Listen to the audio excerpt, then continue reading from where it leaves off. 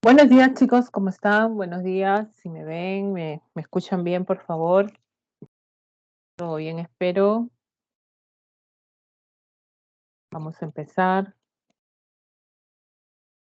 A ver,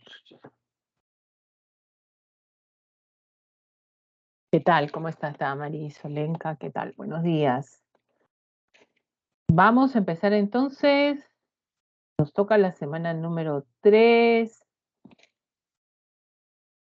Vamos a compartir nuestro material de esta semana. A ver, ¿qué nos toca? Ajá, buenos días. Rosen, ¿qué tal? ¿Cómo están, chicos? Espero que bien. A pesar de todas las situaciones, ¿ah? Stuart, bueno, ¿qué tal? ¿Cómo están? Espero que estén bien, chicos. Eso sí, les deseo lo mejor. Todo lo que está pasando en nuestro querido y amado Perú. ¿Qué tal, Liliana? Buenos días. Vamos a ver. ¿Se ve el material, chicos? ¿Se ve? ¿Se ve? ¿Se ve? ¿Se ve? ¿Se ve? Sí, miren, todo lo que vamos a ver hoy día, ¿ya? Ustedes saben, nuevamente voy a remarcar siempre esto, que este es un ciclo de verano. Gracias, Damaris. Es un ciclo de verano. En el caso del ciclo de verano, nosotros tenemos que comprimir los contenidos, ¿no? Y hay temas que vamos a simplemente mencionar y sobre todo no explicar así muy corto, por la cuestión de tiempo sobre todo, ¿ya? Entonces, ¿cuál es el tema que vamos a desarrollar esta semana 3? Vamos a ver lo que es hidrografía y lo que es climas del Perú, donde cada uno de ellos vamos a ver, por ejemplo, las nociones básicas, las vertientes hidrográficas del Perú, mar peruano, corriente peruana, glaciales, su importancia, cuenca, gestión de riesgo, ¿no? Al menos yo quiero que sepan cuál es la diferencia de gestión de riesgo y cuenca, ¿no? Y después nos pasamos al clima, clima del Perú, sus principales, sobre todo, factores, clasificación de los climas, ¿no? Los desastres que generan los climas, el fenómeno del niño y la niña, ¿ya? Entonces, ese sería el tema para la semana número 3. Vamos entonces, chicos. Vamos a ver qué cosa es, pasamos a definir lo que vendría a ser un hidrografía, agua fría estudio, ¿no? Ciencia que se encarga de la descripción de todas las aguas existentes, sobre todo en la superficie continental, ¿no? Ya sea cuáles son estas aguas, hablamos de ríos, lagos y presas.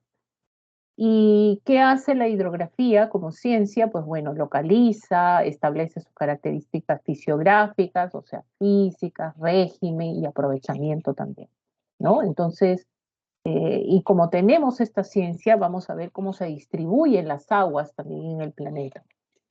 También esa distribución, sabemos que en la Tierra hay más masa de agua salada que agua dulce, ¿no? Un 97% más en agua salada y un 3% poco de agua dulce. Y de esa distribución, pues, ¿dónde hay más agua dulce en el planeta, no? En algún momento podemos saber que más agua dulce en el planeta están en las zonas polares, o sea, las aguas están congeladas. Esas son las llamadas aguas criogénicas, aquellas aguas que sobre todo tenemos en los polos, en los caquetes polares, en la zona de los glaciares, ¿no? Donde tenemos una reserva, ¿no? Que eso peligra por el calentamiento, ¿no? También. ¿Y dónde más hay agua, no? En segundo lugar, profesora, en los ríos. No, está bajo el nivel de los suelos, son las napas freáticas, el manto freático, ¿no? Y en tercer lugar, y representando un 1%, imagínense, una cosa pero pequeñita, están los ríos y lagos, ¿no? Y la atmósfera también, ¿no? El vapor de agua. Y solamente un 1%. Entonces, es lo que vamos a ver, esa distribución, y a veces es lo que más se utiliza directamente para cubrir necesidades, sobre todo este recurso importante. Entonces vamos a referirnos a las vertientes hidrográficas. Miren la definición. Cuando hablamos conjunto de unidades hidrográficas cuyos ríos drenan a un punto común que desembocan en un mismo mar y en ocasiones en un mismo lago, ¿ya? Entonces uno dice, profesora, ¿esto qué es? Vamos a tratar de explicar.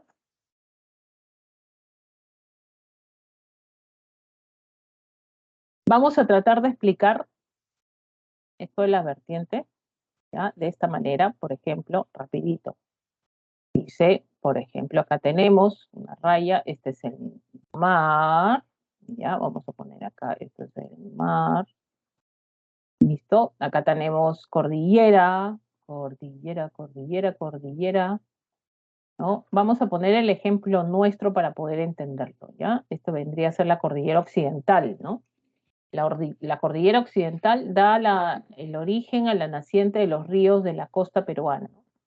Ahí tienes, por ejemplo, los ríos de la costa. Vamos a poner algunos por acá, ¿ya? Algunos, vamos a generar eso. Ahora, miren, por ejemplo, tenemos, dice, la naciente de este río está en la zona de las cordilleras y su curso, porque es el trayecto, el curso es el trayecto, desde que nace el río hasta que desemboca, se denomina curso, desemboca fuera del continente, ¿no? En el mar, miren esto, ¿no? Y en su recorrido recibe agua de ríos pequeños, ¿no? Que tienen otra naciente en otro sector, por ejemplo, ¿no? Entonces, toda esta extensión que voy a poner acá, ¿no? De líneas entrecortadas, ¿ya? De líneas entrecortadas, es lo que se conoce como una unidad hidrográfica.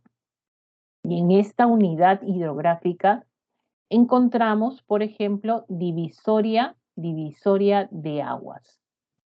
¿Ya? ¿Qué cosa vendría a ser una divisoria de aguas? La cordillera, la montaña. Es una divisoria de aguas, porque para el otro lado también hay formación de otros ríos. Entonces ahí tenemos una divisoria de aguas. Por ejemplo, vamos a poner un río conocido, el río Rímac. Ya, el Rímac. Sabemos que el Rímac tiene afluentes. Profesora, ¿y eso qué es? Aguas que alimentan, o sea, un río que alimenta otro río, ¿ya? Por eso se le conoce como afluente, ¿no? Aquel que aporta aguas a un río principal. Entonces ahí está el río Santa Eulalia, ¿ya? El río Santa Eulalia, y tienes ahí el río, en este caso el río Blanco, ¿ya? El río Santa Eulalia y el río Blanco. Ahora, ahí, por ejemplo, vamos a ver que el conjunto de todo esto se conoce como unidades hidrográficas. ¿Quién es el río principal? El río Rímac. Entonces, todo esto ¿qué es? Una unidad hidrográfica, ¿no? Una unidad hidrográfica. Profesor, hay otra unidad hidrográfica, el río Lurín, por ejemplo, ¿no? El río Lurín, ¿no? ¿Qué será el río Lurín? Otra unidad hidrográfica, ¿ya? Otra unidad. Por arriba tenemos el río Chillón, por ejemplo. El río Chillón, ¿qué cosa es? Otra unidad hidrográfica. Mira, 1, 2, 3 y así varias.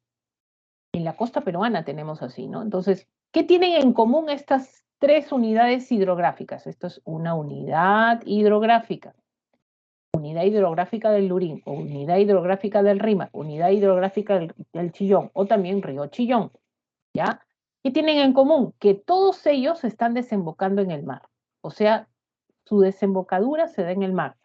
Entonces, si este conjunto de unidades hidrográficas desemboca en el mar, o sea, en el Océano Pacífico, estamos hablando de una vertiente.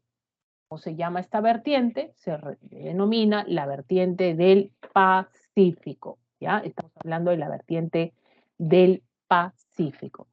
¿Qué cosa es una vertiente? Dice acá, volvemos a leer, vamos a volver a leer. Conjunto de unidades hidrográficas cuyos ríos drenan a un punto común o desembocan en un mismo mar, en ocasiones en un mismo lago. Por ejemplo, si hay varias unidades hidrográficas que desembocan en el lago Titicaca, estaríamos hablando de la vertiente del Titicaca, ¿no?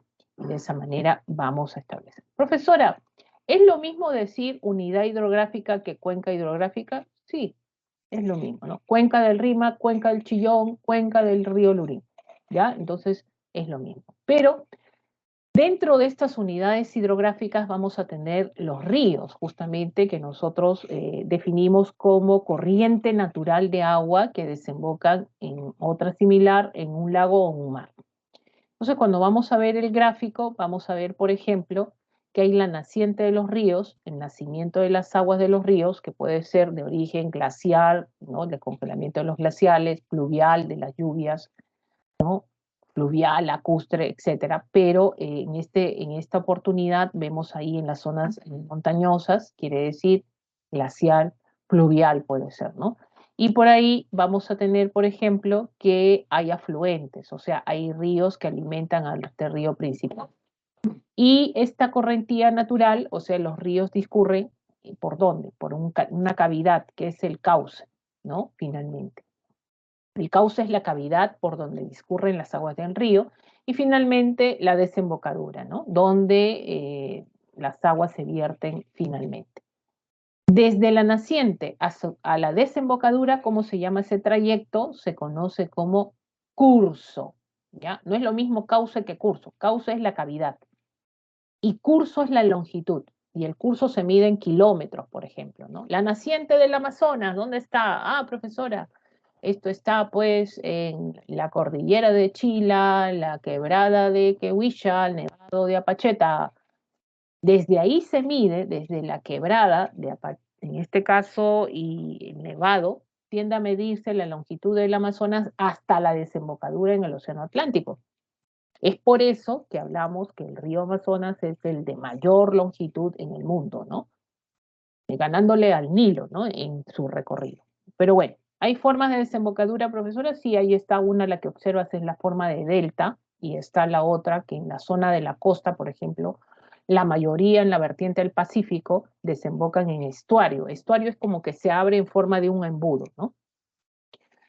Bueno, chicos, entonces partimos acá y nos vamos a ver lo que es las vertientes hidrográficas del Perú. Vamos a hacer el resumen. Acá, sobre todo, vamos a ver la parte del origen. ¿Qué significa origen? La vertiente del Pacífico, para destacar uno de otro, que quiere decir que sus cuencas están desembocando en el Pacífico. La vertiente del Amazonas, profesora, en el Amazonas no, o también conocida como la vertiente del Atlántico. Esto porque el colector principal, que es el Amazonas, desemboca pues en la zona del Atlántico, ¿no? En el sector de Brasil. 84 cuencas, ya en la vertiente del Titicaca, 13 cuencas, ¿no?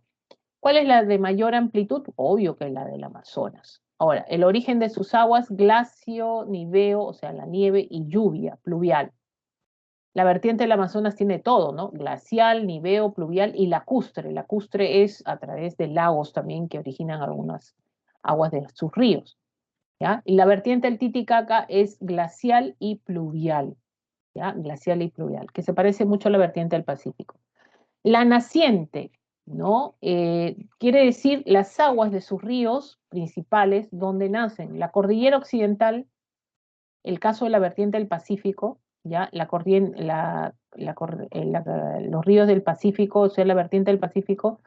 Acá está la cordillera occidental, chicos, miren, acá todo esto es la cordillera occidental. Si te acuerdas cuando hicimos cordilleras, que este es el sector norte, este es el sector centro y después viene la cadena de conos volcánicos, el sector sur, ¿no? Entonces, en esta zona de cordilleras es que están naciendo los ríos de la costa, ¿ya? Los ríos costeños. Ahora, profesora, ¿todos los ríos, las 62 unidades hidrográficas, nacen en la vertiente del Pacífico? No.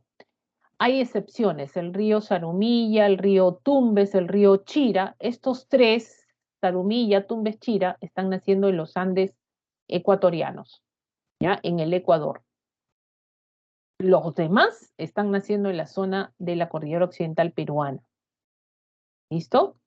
Ahora, vamos también a destacar la naciente, ¿no? Ahí está la cordillera occidental, la vertiente del Amazonas, el nudo de Pasco y el nudo de Vilcanota. Por ejemplo, en el nudo de Pasco, ¿qué ríos nacen, no? Está el Guayaga, el Mantaro, el Marañón. El nudo de Vilcanota está el Urubamba, por ejemplo, ¿no? En el caso del Amazonas.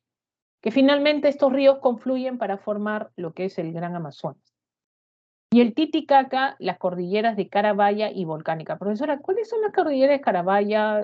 En este caso, ¿no? Acá está, ¿ya? Esto es acá el flanco, miren, la olla del Titicaca, ahí tienes la de Carabaya, ya, esta es Carabaya, ya, esta es Carabaya, y esta sería la cordillera volcánica, ya, volcánica, ¿no? Entonces está flanqueando, obvio que está flanqueando todo el lago Titicaca, un sistema de cordilleras, volcánica y Carabaya, ¿no? Y justamente de ahí la naciente de estos ríos. Y tenemos la cuenca, ¿no? Ahí tenemos la cuenca de tipo exorreica, algunas son de tipo arreica, exorreica en la zona del Amazonas y el Pacífico, y endorreica en la zona del Titicaca. Profesora, ¿cuál es la diferencia entre uno y otro? ¿Por qué endorreica, exorreica y etcétera? Bueno, vamos a ver ya acá, por ejemplo, tenemos divisoria de aguas, que es la cordillera, vamos a ponerlo así. ¿Listo? Tenemos un río, ¿no? Acá está, otro río que va a desembocar, otro río por el otro sector de la cordillera que tiene afluentes y este acá desemboca, por ejemplo, en un lago. Ya, acá, así de esa manera. Ahora, ¿qué significa? Es de acuerdo a la desembocadura de los ríos, es correcto. Ya, por ejemplo, tienes ahí este río, la naciente en la cordillera, y desemboca ¿dónde? Fuera del continente. Mire que las aguas están desembocando fuera del continente, ¿no? Entonces, esto es una cuenca, todo este sector, ya, toda esta unidad, toda esta cuenca, es de tipo exorreica, porque sus aguas desembocan fuera del continente. Ahora, este río nace también en la cordillera, pero en su trayecto, o sea, en su curso, yo no he puesto que, profesora, le faltó poner completar el río que va a desembocar en el mar. No, porque estas líneas entrecortadas, ¿qué significa? Que este río se secó. No hay agua.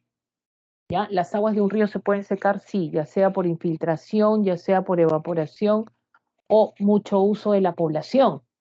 Entonces, ¿qué significa esto? Significa, pues, que esto ya es otro tipo de cuenca. Una cuenca que se seca, que tiende a secarse sus aguas, esto es arreica. ¿Ya? Esto es arreica. ¿Listo? Ahora, en cambio, en el otro lado, y este río, este sistema de río, está desembocando en un lago. Y al desembocar en un lago, ¿qué está generando? Lo está haciendo dentro del continente, por eso el nombre, endorreica, en un lago. Endo, ¿ya? Espero que se haya entendido, chicos. Endorreica. Uy, ya no puedo escribir. Ahí está, ¿ya? Endorreica. Exoendoarreica. Entonces, la vertiente del Pacífico es... A ver, ¿están atentos, chicos, o no? Quiero ver. La vertiente del Pacífico es... ¿Qué tipo de cuenca? La vertiente del Pacífico es endorreica, exorreica o arreica. A ver, díganme ustedes. Exo, muy bien, exorreica, pues. Ya, exorreica. Exorreica. Y también arreica. ¿Por qué? Porque, por ejemplo, hay algunos ríos que son arreicas en la vertiente del Pacífico. Está el río Ica, que tiende a secarse, el río Ica, ¿no? El río Caplina, que está en Tacna. Y la vertiente del Titicaca, endorreica. Profesora, ¿la vertiente del Amazonas es exorreica, profesora? Sí, porque el colector principal, que es el Amazonas, ¿dónde desemboca? En el Océano Atlántico, pues eso es exorreica. ¿Listo? Cauce rocoso. Profesora, ¿qué es el cauce? El cauce es esto. Mira, vamos a tratar de explicar para que quede claro, ¿ya? Algunos confunden cauce con curso. No, no, no. Miren, este es un corte transversal del río.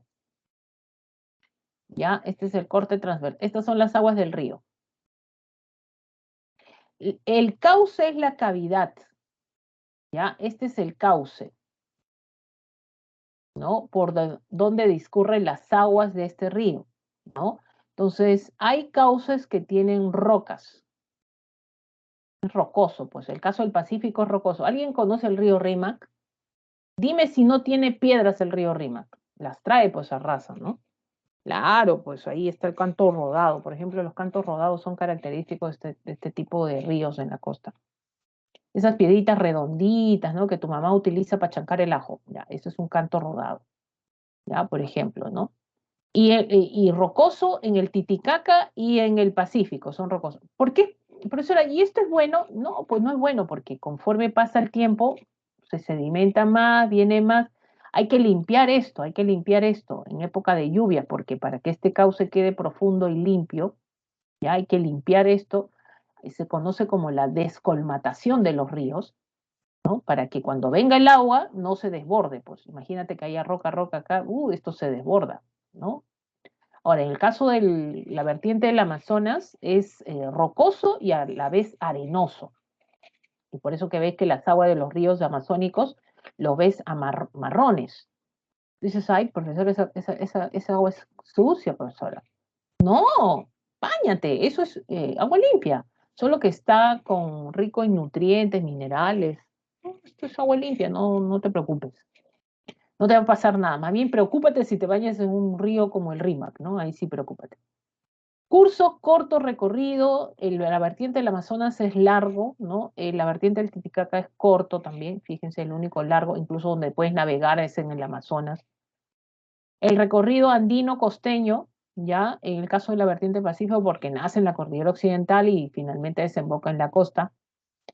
La vertiente del Amazonas es andino-amazónico, ya, y el Titicaca es netamente andino. Régimen irregular en el Pacífico, Amazonas regular y irregular, o sea, dos irregulares y un irregular con respecto a la vertiente del Amazonas. Profesora, ¿qué cosa es irregular, regular? Bueno, vamos otra vez a la explicación rapidito para poder entender, ¿ya? Este es el corte transversal de un río. A ver, ¿cómo se llama la cavidad donde discurren las aguas de un río? A ver, ponme en el chat, a ver, quiero ver si me estás entendiendo. ¿Cómo se llama la flechita que te estoy mostrando? ¿Cómo se llama la cavidad por donde discurren las aguas de un río? ¿Ya? Cauce, cauce. Perfecto. ¿Ya? Ese es el cauce. Muy bien, jóvenes, ¿qué sucede? Que fíjate el nivel de las aguas de este río. ¿Ya? Si todo un año tú ves esto, o sea, no varía, todo el año lo ves así, ¿no? No varía, ni sube ni baja. ¿Qué quiere decir? Que este régimen es regular. O sea, donde no hay variación del caudal. El caudal es el volumen de agua. Ese es caudal. ¿Ya? O sea, esta agüita vendría a ser el caudal, ¿no? Profesora, cuando yo digo que un río es caudaloso, tiene mucha agua, pues. O sea, tiene mucho volumen de agua. ¿Ya? El caudal. Ese es el caudal, ¿no? Eh, Poco caudal, mucho caudal, ¿no? Entonces, cuando el caudal tiende a subir y está ahí promedio, se mantiene durante un año, todo eso, ¿qué régimen es? Regular. Ahora, ¿cuándo es irregular? Cuando este nivel desciende, ¿ya? Y mira, el río llega así, a veces llega a descender mucho, ¿no? Y hay épocas donde crece. O sea, hay épocas donde crece mucho el caudal o a veces desciende mucho el caudal. Por ejemplo, en los ríos de la costa, pues los ríos tienden a ser de régimen irregular, ¿ya? ¿Qué significa? Que llega un momento que hay una época de crecida, ¿ya? ¿Qué significa época de crecida? Es cuando el caudal tiende a ascender a su máximo nivel, ¿no? En época de lluvia y esto, y época de estiaje, ¿ya? Estiaje, ¿no? Es cuando este río, por ejemplo, las aguas de este río, el volumen desciende a su máximo nivel. O sea, es como decir que al río Rímac lo ves como un riachuelo. Tú lo ves más piedras en su cauce que otra cosa y el río en el medio, una cosa así. Ese es estiaje, ¿no? Cuando desciende drásticamente el caudal, el volumen de sus aguas, ¿ya? Entonces, ahí, ¿cuándo es esto? Esto es irregular, pues, ¿no? Durante el año varía, sube y baja, entonces eso es irregular, ¿ya? Para que tengan en cuenta, ¿no? El caudal es el volumen de agua, no olvidemos. Hay poco en el Pacífico, abundante, porque hay más agua en el Amazonas, y poco en la vertiente del Titicaca. Escorrentía, o sea, la fuerza con que recorren las aguas, torrentosos los del Pacífico, en la zona de la cordillera forman cañones incluso, ¿no? Erosionan fuerte en su naciente.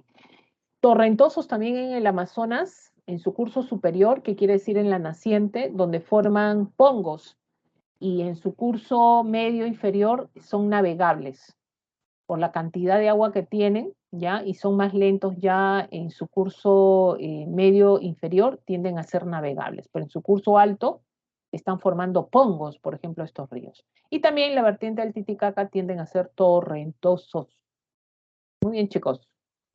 Estas serían las características generales de las 10 vertientes hidrográficas. Lo hemos hecho como resumen, jóvenes, para que quede para ustedes, ¿ya? La idea es saber qué cosa es correntía, exorreica, endorreica, regular e irregular, eso es lo ideal, ¿no? Que siempre han venido preguntas acerca de las características generales de cada vertiente, en este caso hidrográfica en el Perú. Vamos a ver los principales ríos. Miren, no los 62 del Pacífico, las 84 del Amazonas, las 13 no, vamos a ver las principales, ¿ya? Tienes ahí, por ejemplo, la vertiente hidrográfica del Pacífico, destaca el río Tumbes, Chira, Chancay, Jequete. Profesora, ¿qué es lo que veo acá? Proyecto Puyango, Reservorio de San Lorenzo, Reservorio de Tinajones, Gallito Ciego, Chinecas. Profesora, no entiendo, ¿por qué todo esto? Ya. Dime, a ver si te ha quedado, ¿ah? Dime. ¿Cómo son las aguas de los ríos de la vertiente del Pacífico? ¿Son el régimen regular o irregular? A ver, la vertiente del Pacífico, sus aguas, ¿cómo son? ¿Regular o irregular? A ver, los veo en el chat, chicos. A ver, o pueden el audio también algunos, ¿ah? ¿Cómo es las aguas de la vertiente del Pacífico? ¿Regular o irregular? Bien, irregular. Perfecto. ¿Hay agua o no hay agua en la vertiente del Pacífico, chicos? A ver, ¿hay agua o no hay agua? Obvio que hay agua, profesora, me dicen por ahí. Claro, hay agua, pero ¿todo el año? No, no,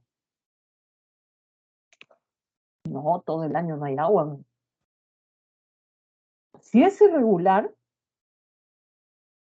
va a haber un momento que va a haber crecida de aguas, ¿ya? O sea, va a haber agua, mucha agua. Y de pronto baja, estiaje. Entonces varía, ¿no? Hay épocas donde, como te digo, el río Rímac, que es de la vertiente del Pacífico, es un rito, un riachuelo, ¿no? Ahora, es por eso, por el régimen irregular de las aguas de los ríos de la vertiente del Pacífico, se construyen obras hidráulicas para almacenar el agua. No olvides que en la costa peruana están los suelos más productivos del Perú para desarrollar agricultura. Entonces, para poder desarrollar agricultura, necesitamos agua. En la costa peruana no llueve, ¿no? Entonces, necesitamos reservar y justamente la mayoría de estos ríos están asociados a estas obras hidráulicas, ¿ya? Entonces, no olvidemos porque acá los ríos tienden a ser irregulares sobre todo, ¿no? Entonces, por ejemplo, tenemos Tumbes, el único navegable, el proyecto Puyango, Chira, el reservorio de San Lorenzo, Chancay, reservorio de Tinajones, el río Jequetepeque, abarca lo que es el valle arrocero más grande del Perú, ¿no? Tienes ahí el reservorio de Gallito Ciego, el río Santa, proyecto Chinecas, Chavimoche Chinecas, chicos. Imagínense el río Santa, es llevado las aguas del río Santa hasta la zona de la Libertad para irrigar las pampas, ya no son secas hoy día, cubiertas de cultivo. Tienes ahí en este caso, de Chavimoche, ¿ya? En este caso vamos a tener también el Rímac, la represa de Yuracmayo, sistema de Choclococha, el río Ica, que es de tipo arreico, o sea, este río se seca.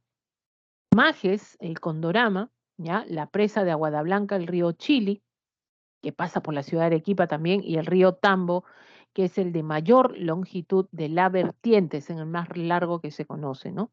Ahí tienes la represa de Pasto Grande, por ejemplo, en este sector del Pacífico.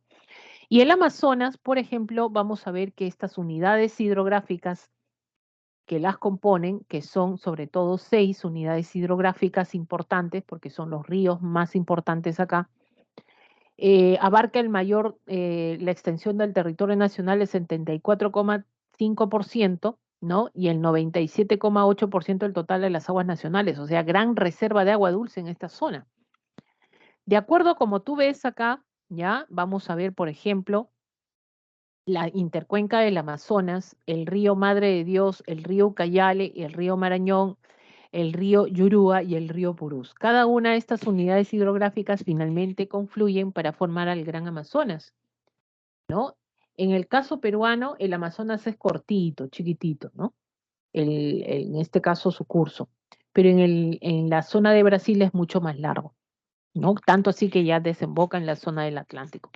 Entonces, por ejemplo, cada uno de estas unidades hidrográficas están con su colorcito, ¿no? El río Ucayali, por ejemplo, el verde, es el de mayor extensión, el más navegable. ¿Qué quiere decir Apurímac, Mantaro, Tambo, Urubamba? ¿Qué quiere decir esto, chicos? Que estos ríos se han unido y esa unión se llama confluencia para formar el Ucayali, ¿ya? Para formar el Ucayali. Chicos, ¿alguien me puede decir dónde se origina el Amazonas? ¿En qué río se origina, en qué zona del Perú se origina el Amazonas? ¿Alguien sabe? ¿En qué departamento? A ver, ¿ha escuchado dónde se origina el río Amazonas? ¿En qué departamento está? ¿Has escuchado alguna vez? En Arequipa, muy bien, claro. Cordillera de Chila, Nevado de Quehuilla, ¿no? Quebrada de Apacheta, ¿no? Nace con el nombre del río Lloqueta, Chayamayo, Hornillo, Monigote. ¿Saben quién nace ahí, en esa zona? En primer lugar, porque desde ahí se da la medición del Amazonas, nace el río Apurímac. Ahí nace el Apurímac. O sea, el Apurímac confluye, este es el Apurímac, ¿ya? Confluye con el Mantaro para formar el río, en este caso N, ¿ya? N confluye con Perené para formar ¿quién? Al Tambo, ¿ya? Y Tambo confluye con Urubamba para formar al Ucayali. Entonces, miren, todos estos ríos han contribuido para formar esta gran unidad hidrográfica que es el Ucayali. Justamente estos ríos son aquellos que dan las pautas para generar la confluencia final del río, la unidad hidrográfica, ¿no? Ahí tenemos, por ejemplo, de color verde, en este sector de Arequipa que se inicia la formación del Apurímac, Mantaro, Tambo, N, Perené, Tambo, Urubamba, ¿no? Ahora, en el caso del río Marañón también, ¿no? Justamente los afluentes vienen del Ecuador, ¿no? Morona, Pastaza, Tigre, y en la zona peruana, en Nudo de Pasco, está el Guayaga, ¿no? Ahí tienes el río Madre de Dios, que está de este color turquesa, el cual el Madre de Dios pues alimenta las aguas del río Madre, el río Manu, Inambari, Tambopata, el río Hit, es este, ¿no? Este límite de frontera entre Perú y Bolivia, alimenta las aguas del río Madre de Dios justo cuando va a pasar al territorio boliviano. Ahora, luego de Bolivia se va a Brasil y en Brasil alimenta las aguas de ¿quién? Del Amazonas. Acá en Brasil se conoce como el río Madeira, ¿ya? Acá se le conoce como el río Madeira. Y justamente el Madre de Dios origina también en el sector, sobre todo, pues peruano, ¿no? ¿Ya? Y ahí tienes, por ejemplo, el río Yurúa y el río Purús, que son unidades hidrográficas muy pequeñas de frontera con Brasil, que también todos ellos son los que alimentan al Amazonas finalmente, ¿no? Por eso ya el Amazonas en Brasil es un monstruo, ¿no? Otro río que alimenta las aguas del Amazonas es en el sector peruano, es este, ¿no? El Yavarí, ¿no? Que está en el frontera con Brasil. Está el Putumayo, me gusta el nombre, Putumayo, límite de frontera entre Perú y Colombia, ¿no? Que también alimenta las zonas en este caso, pues, del Amazonas, ¿ya? El río Amazonas. Estas son las unidades hidrográficas que debemos tener en cuenta y los ríos principales que lo conforman también, ¿ya? Muy bien, entonces pasamos a lo que vendría a ser la vertiente hidrográfica del Titicaca. Chicos, una recomendación siempre, utilicen mapa. Una forma de estudiar es utilizando mapas. Si yo digo, por ejemplo, acá está el Suches, acá está el desaguadero, profesora, muy bien. ¿Qué tienen en común Suches y desaguadero? Mirando el mapa lo saco. Límite de fronteras entre Perú y Bolivia. Estos dos ríos se utilizan como límite de frontera entre estos dos países, ¿ya? Si te dicen cuál es el río más importante de la vertiente del Titicaca, Ramis, el más extenso, ¿no? Y el Huancané muy cerca del Ramis. Tienes la segunda cuenca más extensa que es el Ilave y el Coata, ¿no? Que sirve, recorre la ciudad de Juliaca y es utilizado de uso poblacional, ¿no? ¿No? Como agua potable también, ¿no? Para el consumo. Ahora, ¿qué hay que decir del desaguadero? Es el único efluente, miren, con efluente, no solamente límite de frontera con Bolivia, sino efluente. Una cosa es afluente y otra cosa es efluente. ¿Ya? Afluente es cuando este río da, o sea, la flechita, mira acá, acá está dando. Este es el río, ¿ya? El río, este da, está dando agua. Este es afluente, da agua a este río, ¿ya? En cambio, efluente, que vendría a ser efluente, es lo contrario. Cuando tienes un río, acá está el río, y este río está siendo descargado, nace un nuevo río. Esta flechita está naciendo un nuevo río acá, ¿ya? Este es el río. Y tenemos acá que nace un nuevo río, entonces este sería el efluente, ¿ya? Este es el efluente. Entonces, el único efluente de la vertiente del Titicaca ese es el desaguadero, que descarga las aguas del lago Titicaca, ¿no? ¿Y se lo lleva a dónde? Se lo lleva al lago Popó, ¿ya? Al lago Popó. Mira cómo suena, ¿no? Desagua las aguas del Titicaca y se lo lleva al Popó, imagínate. ¿Y dónde está Popó? Está pues en Bolivia, Brasil, dije. Bolivia, ¿no? Bolivia, ¿ya? Bolivia. Listo, vamos. Las vertientes hidrográficas, rapidito pasamos. Pues ahora, ¿qué nos toca? Mar peruano. Bueno, vamos a ver lo que es el mar peruano. Si tienen alguna consulta, chicos, me dejan ahí en el chat, no hay problema, ¿ya? Profesora, ¿qué significa? ¿Qué vamos a ver? Características del mar peruano, ¿no? Las corrientes que recorren este espacio importante también, ¿ya? Porque estamos hablando de hidrografía de las aguas y mencionamos también esto, ¿ya? A ver, vamos, las dimensiones. Ancho, 200 millas.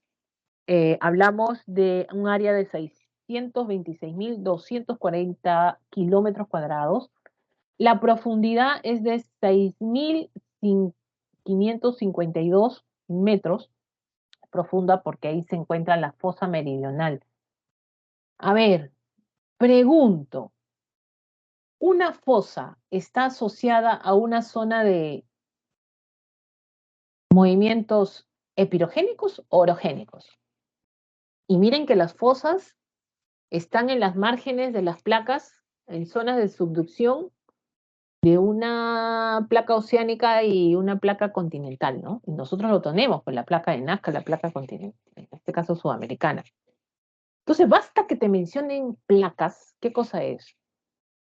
¿Epirogénicos o orogénicos? A ver, chicos, en el chat. A ver, ¿qué será? A ver, cuando hablo de fosa, y tenemos una fosa que compartimos en Chile, también lo tiene en el sur, ¿no? La presencia de la fosa meridional está asociada a movimientos epirogénicos o orogénicos. Orogénicos. A ver, ¿nadie? A ver, muy bien, Damaris. Vicio, por ahí dice pirogénicos. Epirogénicos, perigénicos no. Orogénicos, chicos, orogénicos. Cada vez que te mencionen placas tectónicas, fosas, cordilleras, eso es orogénico. ¿Ya? Eso es periogénico, no, pues periogénicos son movimientos compensatorios, verticales, lentos, no percibidos, etcétera. ¿Ya? Entonces hay que tener en cuenta eso. Regiones, tenemos la región septentrional, tenemos la región meridional, central meridional. Profesora, ¿de dónde a dónde son las regiones de las corrientes o del sistema peruano? Por ejemplo, tenemos la costa norte, la costa, en este caso, centro y la costa sur. ¿De dónde a dónde corresponde la costa norte? Frontera con Ecuador, Boca de Capones, hasta la península de Illescas, costa norte. ¿Ya? Península de Illescas a península de Paracas, costa centro. Y de Paracas hasta el punto Concordia, frontera con Chile, costa sur. ¿Ya? Norte, centro y sur. Ahora, las temperaturas de las aguas, ¿cómo es? En la costa norte, jóvenes, hay más cálido, ¿no? 20, 22 grados. Costa centro sur, tenemos las aguas frías, 17, 19 grados. Y cuando más al sur te vas, más frías las aguas, de 13 a 14 grados. ¿Ya? Esto es muy frío, por eso alguien se va a bañar a la playa, uy, anda a ver. Al norte el color es azul plomizo y en el centro sur verdoso. ¿Alguien me puede decir por qué las aguas del mar peruano en la costa centro sur es verde? Ese color verdoso característico. ¿Debido a qué? ¿Alguien sabe? A ver, ¿por qué el color verdoso de las aguas en la costa? Muy bien, Mauricio. El fitoplancton, Liliana. La abundancia y que están flotando, pues ahí el fitoplancton, estos organismos vegetales, ¿no? Que le dan este color verdoso característico. Y la salinidad, mire. Profesora, ¿qué significa? La sal, pues. ¿Ya? ¿Dónde hay más sal? ¿Dónde hay más concentración de sal? Está en la costa centro-sur. Acá, chicos, acá en la costa centro-sur hay más sal. ¿Quién trae la salinidad? Es la corriente peruana. ¿Ya? La corriente peruana, cuando viene cargada de dióxido, oxígeno y de sal. Ya, profesora, ¿y eso es malo? Bueno, cuando una agua está cargada de sal, a diferencia de la costa norte que es menor, hace que el agua sea viscosa. No sé si te has ido a bañar a la playa, ¿no? Y cuando sales de haberte bañado, sales como pegajoso, como que no te has bañado, así sales. ¿Eso debido a qué? Porque hay mucha sal en el agua. Tienes que bañarte ahí de agua dulce, ¿no? Para sacar toda esa viscosidad. Y eso es beneficioso, sí. ¿Por qué? Porque gracias a eso, como el agua es viscosa, no es tan transparente, hace que los organismos, como el caso del fitoplancton, estén flotando, ¿ya? Floten a nivel de la superficie. Y es por eso que vemos ese color verdoso, ¿no? Característico en esta zona, ¿ya? Característico en esta zona. Y no olvidemos que no solamente es la corriente peruana, porque esta corriente se divide en dos ramales, ¿no? Está la corriente costanera, que está muy pegada a la costa, que los dos forman parte de la corriente peruana. O sea, tú sumas corriente peruana, costera peruana y oceánica, esto es la corriente peruana, solo que se divide.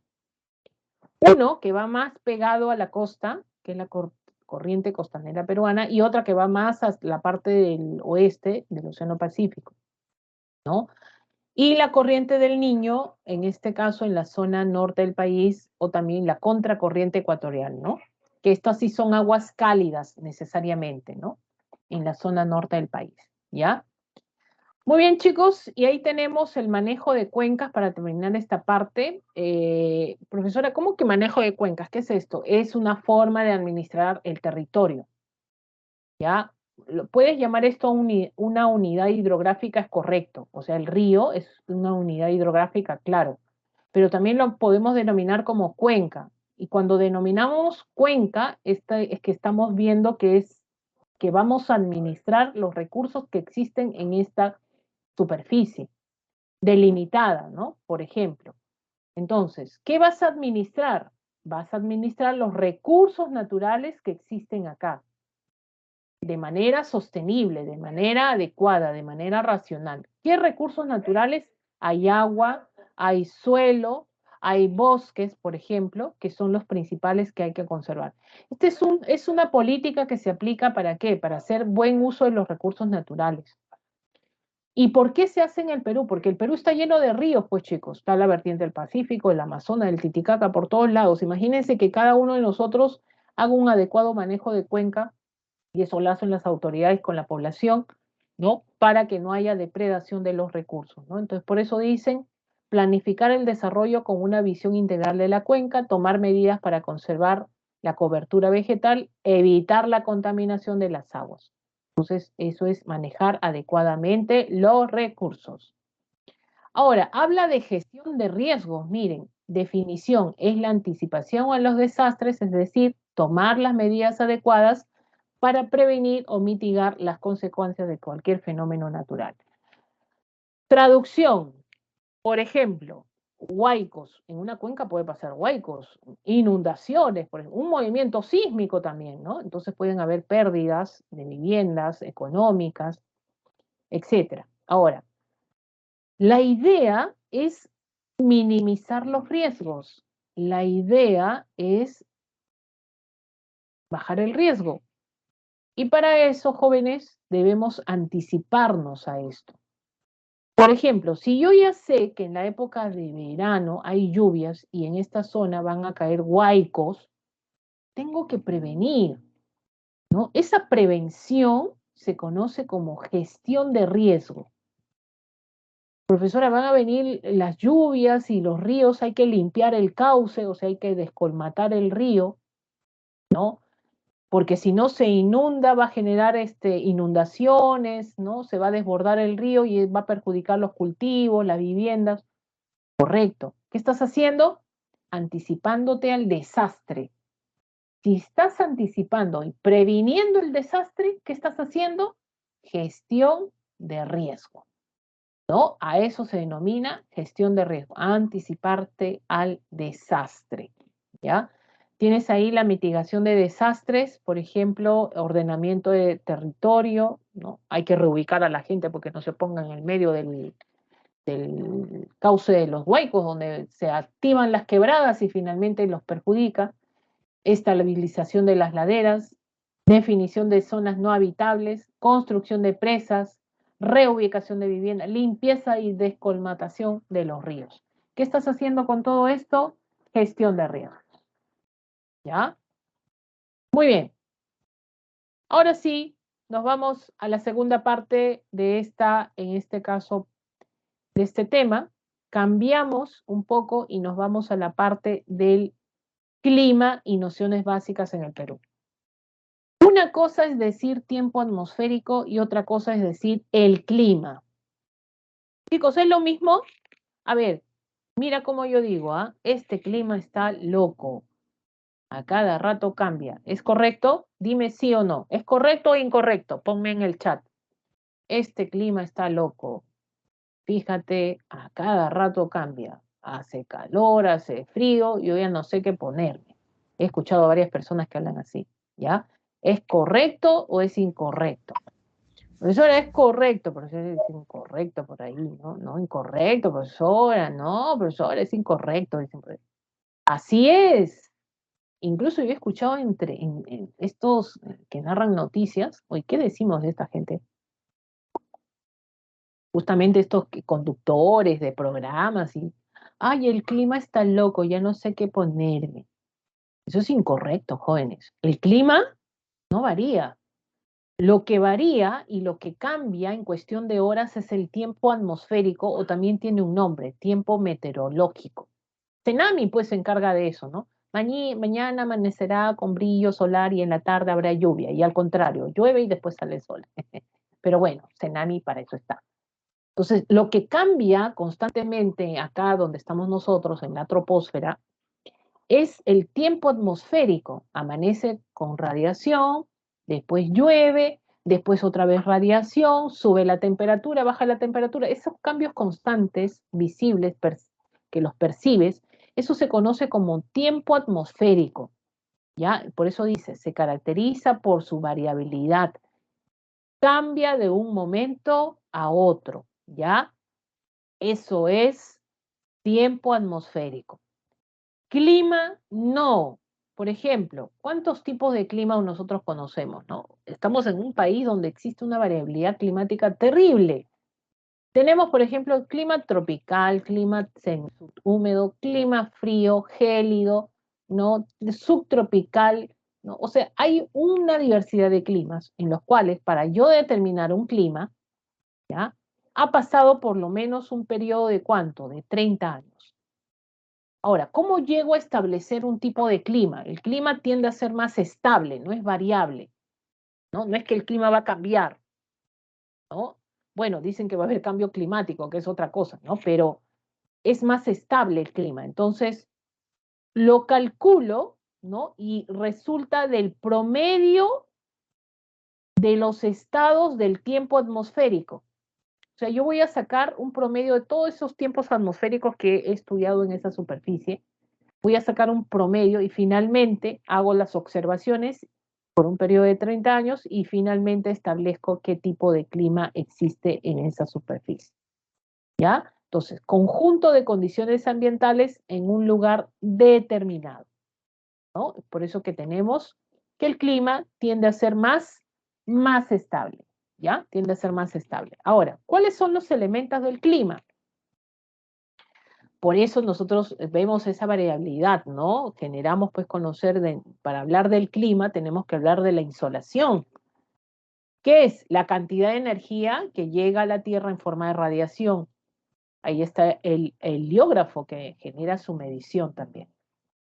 La temperatura, grado de calor que hay en la atmósfera, ¿no? ¿Quién lo mide? El termómetro. Ahora, eh, por ejemplo, chicos, ¿por qué sientes calor? ¿Ya? ¿Por qué estás en la playa en un mismo momento, hace 30 grados, tienes calor y de pronto en ese mismo momento te vas a la punta del Huascarán y hay un sol radiante, pero no sientes calor, sientes frío? O sea, la insolación no necesariamente que viene como energía te genera calor, porque tú puedes estar en la punta del Huascarán y sentir mucho frío. ¿Por qué? ¿Por qué pasa eso? ¿Ya? Imagínate que te entras a tu habitación y de pronto pues cierras todo en tu habitación y empiezas a bailar, ¿no? Ah, quieres hacer tu ejercicio. Y de pronto, de un momento a otro, estás sudando, ¿no? Te da calor. Oh, me dio calor, profesora. Sales de tu habitación y sientes frío. ¿Por qué? ¿Saben quiénes son los responsables que tengamos ya sea calor mayor, calor menor o grado de calor mayor o menor, frío, calor? ¿Sientas eso? Los gases. Porque dice acá, grado de calor que hay en la atmósfera. ¿Qué cosa es la atmósfera? Gases, pues. Los gases son captadores de calor. Los gases son captadores de calor. Tú cuando te encierras en tu habitación, te encierras con gas, con aire. Y cuando tú empiezas a bailar, esos gases comienzan a captar la energía, el calor, y lo liberan y hacen que en tu habitación se eleve la temperatura. Es por eso que ahí se concentra toda esa energía. Cuando sales, sientes frío porque es un ambiente distinto, ¿ya? Entonces todo está referido a los gases. Por ejemplo, esta es la cordillera. Donde estamos nosotros, nivel del mar, ¿no? Acá, fíjate, la densidad tiende a ser mayor. ¿Qué es todo esto que estoy ahí poniendo en una bola grande? Gases, todo es gases. Profesora, ¿por qué hay tanta densidad de gases? Por la fuerza de gravedad, pues. La fuerza de gravedad atrae todo, incluso a los gases. ¿Pesan o no pesan los gases? Claro, pesan. Incluso acá están los gases pesados que tú necesitas, pues, ¿no? Ahí está el oxígeno, el nitrógeno, gases pesados que tú necesitas para respirar. Ahora, tú conforme subes la cordillera, ¿qué pasa con estos gases? Tienden a ser menores. Hay menor densidad, ¿ya? Hay menor densidad. Es por eso que cuando tú estás en una zona baja, ¿qué sucede cuando viene la insolación? Hay más calor, mayor temperatura. Mayor temperatura acá. Y subes, subes, subes. Cuando subes, ¿qué sucede? Hay menor densidad de gases. ¿Qué pasa con la temperatura? Tiende a disminuir. Es por eso que así salga el sol, acá total radiante, ahí te llegue, ¿ya? En zonas altoandinas, por ejemplo, ¿no? por la densidad de gases que es menor, ¿qué va a pasar? Vas a sentir frío. Los gases son captadores de calor, chicos. Ahora, dime una cosa, ¿los gases pesan o no pesan? Dime, sí o sí. ¿Sí o no? A ver, sí o sí te digo. A ver. ¿Pesan los gases, chicos? ¿Pesa el aire o no pesa el aire? A ver, ¿pesan? Sí, pesan. Claro que pesan. La gravedad los atrae también, pues claro, tienen peso. Entonces, cuando estamos hablando de ese peso, estamos hablando de la presión atmosférica. Dime, ¿dónde hay mayor presión atmosférica? ¿En A o en B? Mira, el gráfico lo dice todo, chicos.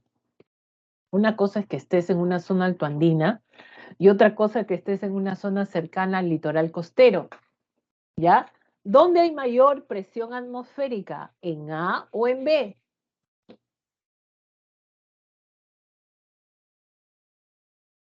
En A, claro, en A, chicos. Mira, mira cuánto pesa esto. Vamos a ponerlo en otro color, ¿ya? Mira toda la densidad de gases que hay acá. ¿Ya? Y miren acá, pequeño pues. Es por eso que cuando tú subes a las zonas altoandinas, ¿qué te da? Porque falta el oxígeno, pues. Ya no hay mucho oxígeno. Tú subes, ya no hay mucho. ¿Qué les da, chicos? Les duele la cabeza, algunos se marean, hasta les sangre, sangre de la nariz, les salen algunos. ¿Qué les está dando? ¿Conocen o no? ¿Han viajado primero? ¿Han salido alguna vez en sus vidas? ¿Ya? ¿O son de la zona de repente? A ellos no les pasa nada. El soroche, pues, Damaris, claro, pues, ¿no? Profesora, me da soroche, profesora, claro. ¿Se te parte o no se te parte ahí la carita y se te raja la carita, te sale como chapas ahí en los cachetes, se te raja los labios, ¿no? Ahí no puedes respirar, te arde cuando respiras. ¿Es por qué? Porque cuando subes, baja la presión, baja la densidad, baja la temperatura y no hay humedad. Es más seco arriba. ¿Ya? Ah, ya, profesora. Entonces, de esa manera lo vamos a entender. ¿Ya? Ojo. La humedad, cantidad de vapor de agua que hay en la atmósfera. Precipitaciones, caída de agua. Todos estos son elementos del clima. ¿Ah? Caída de agua, lluvia, granizo y nieve. El pluviómetro, presión atmosférica, lo que te dije. El peso que ejerce una columna de aire en un lugar de la superficie terrestre, el barómetro, y los vientos, masas de aire en movimiento, ¿ya? En forma horizontal. ¿Cuáles son los instrumentos? Por ejemplo, tienes el anemómetro. Este anemómetro mide la velocidad y la veleta mide la dirección, ¿no? Norte, este, sur, este. Pero el anemómetro mide la velocidad, ¿ya? Muy bien, chicos. Miren, nosotros como Perú, en el caso de los factores climáticos, miren, estamos ubicados cerca de la línea ecuatorial, ¿no? Acá está la línea ecuatorial, 0 grados. Por estar en esta zona, ¿qué nos corresponde? Nos corresponde un clima tropical, cálido, húmedo, lluvioso. O sea, a todo el Perú debería ser cálido, húmedo, lluvioso. Altas temperaturas, promedio 28 grados, lluvias todos los días. Ya, zonas de bosque, por todo el Perú, bosque tropical, cálido, ¿no? Alta humedad. Eso debería ser nuestro clima. ¿Lo es? No. Entonces, algo ha pasado para que esto cambie, ¿ya? Para que esto cambie. ¿Por qué? Porque esta tropicalidad la tenemos en la Amazonía, pero no en la costa ni en la sierra. ¿Por qué? Porque factores están modificando esta tropicalidad, ¿ya? Por eso dice, factores climáticos del Perú. Vamos a ver primeramente la cordillera de los Andes. ¿Qué nos dice la cordillera de los Andes? Actúa como barrera natural de los vientos alisios. Modifica las condiciones de temperatura y humedad según los pisos altitudinales. Pues yo no entiendo, ¿qué hace la cordillera finalmente? Uy, que la cordillera es maravillosa. ¿Qué hace la cordillera? La cordillera hace mira, lo siguiente. Esta es la cordillera, ¿ya? Y los vientos alisios que vienen de la zona sureste, que son vientos planetarios que vienen, lo recorren de forma natural, cargados de humedad, chocan con la cordillera. Acá está la costa peruana, ¿ya? Entonces estos vientos alisios no llegan a la costa, es por eso que en la costa tampoco hay lluvia, pues. Y otro factor también que contribuye que no haya lluvias, pero los vientos alisios chocan con la cordillera y al chocar con la cordillera ascienden y al ascender se enfrían y se condensan. Y acá es donde generan lluvias en la selva, pues. Y no pasan al otro sector. Pasan en algunos lados más secos estos vientos, generando heladas en algunas zonas altoandinas, por ejemplo. ¿Ya? Otra cosa que hace la cordillera y modifica nuestro clima, porque esto gracias a la cordillera de los Andes, que acabo de explicar también, que disminuye la temperatura, que disminuye la humedad, que disminuye la presión atmosférica, aumenta la insolación, la sequedad y va a generar, por ejemplo, que tengamos un clima templado, subhúmedo, frío, gélido, etc. Una diversidad de climas por la cordillera, sobre todo en la vertiente occidental. ¿Qué significa? Que vamos a tener diferentes pisos altitudinales, ¿ya? Esto gracias a la cordillera de los Andes, ¿no? Genera esa diversidad. Ahí nomás ya tenemos una diversidad climática. Las corrientes marinas, por ejemplo, ahí tenemos dos corrientes importantes, ¿ya? Tienes, por ejemplo, la corriente peruana que acabamos de mencionar, ¿no? Esto viene acá cargando, pues ahí sales, oxígeno, corriente de aguas frías, ¿no? Y la corriente cálida, la contracorriente ecuatorial que genera lluvias. Miren, hay una cosa que hace la cordillera, perdón, me quedé con la cordillera, sobre todo la corriente peruana. En una zona donde hace tanto calor, estas aguas frías generan en la costa peruana que no se formen estas nubes. Profesora, ¿qué son estas nubes? Estas son las nimbocúmulos, pues estas son las que hay de repente en la sierra, llueven, estas que parecen algodón, etcétera. ¿Ya? Estas son las que generan pues lluvias fuertes, ¿no? Esto debería haber en la costa, no hay en la costa, ¿ya? Gracias a la corriente peruana no existe eso, pero se forman otras nubes, alargadas, grisáceas, ¿no? Y de poca altura. ¿Qué significa? Que estas nubes van a generar lloviznas y garúas.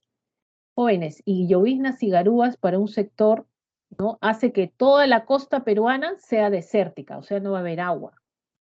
Gracias a la corriente peruana se forma este tipo de nubosidad y por eso alguien conoce Lima, el cielo gris de Lima va a ser siempre así, ¿ya? No es porque Lima, profesora, no, es por la corriente peruana que forma este tipo de nubosidad, ¿ya? Entonces vamos a tener solamente este tipo de lloviznas y garúas que van a escasear, ¿no? Y tenemos, por ejemplo, los anticiclones, los vientos fríos que van a generar, por ejemplo, interferir también en la condición climática de nuestro territorio. Está el anticiclón del Pacífico Sur y el del anticiclón del Atlántico. Miren, uno es del Pacífico y otro es del Atlántico, ¿ya? Profesora, no entender, miren, les digo una cosa. Mira esto. Estos vientos están ascendiendo. Mira, ascienden. ¿Por qué ascienden estos vientos? ¿Por qué tienden a ascender? Porque son vientos cálidos. A ver, micrófono, por favor, chicos. A ver, aquí en los silencios. Aquí los matan. A ver, ¿qué está pasando? A ver. ¿Quién tiene su micrófono abierto? A ver. Oye, ¿están haciendo algo? ¿Los testigos auditivos de algo? Creo que sí. A ver, alguien ya apagó su micrófono. A ver, voy a descubrir quién es, ¿ya? Ajá. Uy, lo han bloqueado incluso acá. Oh, no tiene micro. Ajá, Oh, ya lo apagó, ¿no? Ya lo apagó. Casi lo descubro, ¿ya? Casi lo descubro. Ya. A ver, chicos, miren. Tienes acá, por ejemplo, estos vientos ascendentes. Ascienden. ¿Por qué ascienden? Porque son cálidos, ligeros, húmedos. Estos son los vientos ciclónicos. Estos son los ciclones. Esto es un ciclón. Los ciclones son cálidos. Estos son los que generan tiempos malos o lluvias fuertes.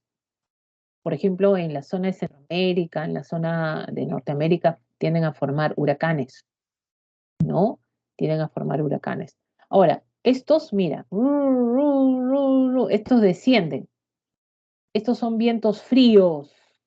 Como son fríos, son pesados, pesan, ¿ya? Esto es un anticiclón, anticiclón, ¿ya? Ahora, miren, cuando un anticiclón recorre un territorio, afecta a la atmósfera, pues. ¿Baja la temperatura drásticamente? Claro que sí, ¿no? Vamos a ver esa diferencia, ¿ya? Entonces, justamente estos anticiclones y ciclón ecuatorial tenemos también que recorren nuestro territorio, ¿no? Por ejemplo, uy, me fui acá. Tenemos acá, ya vamos a ver, por ejemplo, tienes lo que vendría a ser el anticiclón del Pacífico Sur, que viene con la corriente peruana y cuando mira, el anticiclón del Pacífico Sur recorre el Océano Pacífico, o sea, recorre agua y se carga de humedad en el anticiclón y lo descarga acá en la costa, con intensas lloviznas y garúas. Cuando eso pasa es que se está enfriando más la atmósfera, pues. Y el que contribuye a eso es el anticiclón del Pacífico Sur. Ahora, está el anticiclón del Atlántico Sur, ¿no? Entonces, ¿qué sucede? Que este va a ingresar por La Plata, ¿no? En Sudamérica, y se va a dirigir a la zona de la Amazonía. Son vientos fríos, fríos. Y este ya no recorre mar, recorre continente, o sea, desciende la temperatura a nivel atmosférico. Este es el que genera el friaje en la Amazonía, ¿ya? Necesariamente él es el que está generando el friaje en la Amazonía.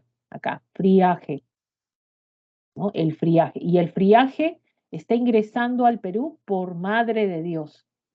Claro, en su recorrido el anticiclón está generando caída de nieve, ¿no? En las zonas altoandinas, en Arequipa, Puno, por ejemplo, pero el ingreso oficial lo da hacia la Amazonía, ¿ya? Entonces generando eso. Y el ciclón ecuatorial que genera lluvias intensas, sobre todo en la costa norte y la selva, ¿no? No olvides que en un ciclón son vientos cálidos necesariamente, ¿ya? Son vientos cálidos. Muy bien, vamos a generar la clasificación de los climas, ¿ya? Vamos a ver los climas acá. Por ejemplo, en la costa peruana, según Köppen, habla de la clasificación a través de las precipitaciones y la temperatura. En la costa norte, muy cálido, árido tropical, las temperaturas promedias 24, precipitaciones en este caso bajas. No olvidemos que en la costa norte llueve, pero no todo el año, sino son lluvias de verano, ¿ya? Y ahí se presenta también la corriente del Niño. En la zona centro-sur, en la costa centro-sur, el clima es semicálido muy seco, ¿ya? Y ahí tenemos el árido subtropical, donde las temperaturas medias son de 18 grados. Y no olvidemos que acá solamente hay lloviznas, ¿ya? Esto producido por la corriente peruana también, ¿ya? Se da este proceso. Y tenemos acá en los climas andinos, y esto se determina por la cordillera de los Andes, templado subhúmedo. Ahí fíjense el promedio 20 grados, ¿no? Zonas, en este caso de valles interandinos, por ejemplo.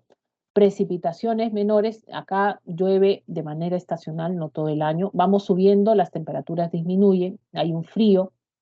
En el clima frío, acá se están produciendo las heladas. Las heladas vienen a ser el descenso de la temperatura brusca a nivel de la superficie, ¿no? Imagínense, ya en un clima frío lo estamos dando. Hay precipitaciones de verano, ¿ya? Y frígido, esto ya estamos hablando de 6 grados, ¿no? Zona de altiplanicie. Un clima frígido va de 4.000 a 5.000 y el gélido, que es el más alto, de 5.000 a 6.746, donde ya tenemos precipitaciones sólidas exclusivamente por los 0 grados y son de zonas de altas cumbres necesariamente. Este es el flanco occidental, ¿ya? Este es el flanco occidental donde tenemos esta diversidad de climas en la cordillera.